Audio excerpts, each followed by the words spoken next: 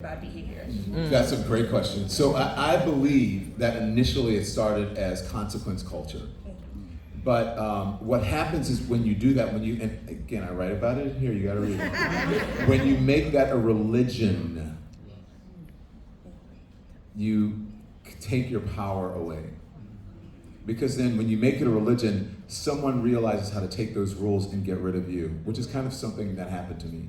So you take the rules, and then you end up losing people like Al Franken, right? And then the other side is like, we're not dealing with this cancel culture. We're not canceling anybody from anywhere. Oh, they made a mistake? Good, then we're gonna stand behind them even more. Yeah.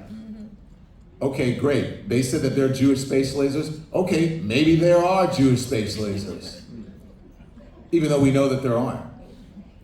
But just because they know that that is a good voice for them that happened to make a mistake or say something, they don't get rid of them. But you guys do, especially young people.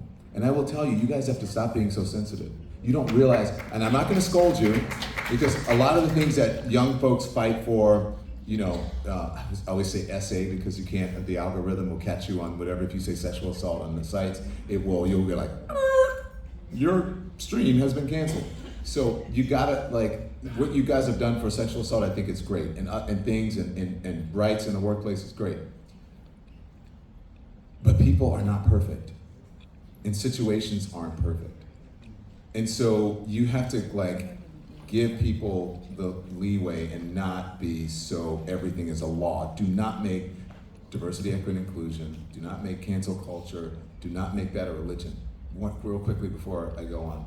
I remember, and this is mainly young people, and I respect how you feel about, you know, Palestine, Israel. I respect how you feel about Black Lives Matter. This is just a lesson to you. In 2016, I would witness BLM protesters yelling and screaming and criticizing at every turn in the media Hillary Clinton. Never saw them at a Trump rally. Okay? Maybe they went, but I never saw it. And then fast forward to the conventions, right? And I go to Cleveland. All the people who hated Donald Trump, he's never gonna be president, he doesn't represent the Republican Party. Everyone in that big arena was going, Trump, Trump, Trump, Trump, Trump. Ted Cruz got on stage and ran for president, they booed him. Jeb Bush, everybody got on stage and ran for president, they booed him. Then, 2 weeks later, I go to the Democratic Convention in Philadelphia. You know what they were screaming? Bernie, Bernie. My producer and I looked around and said, she's gonna lose. Because people don't realize who their allies are. Bernie was not the nominee. As much as you may love Bernie, I love him, he's not the nominee. So you guys have to learn how to stop, not to shout down your allies.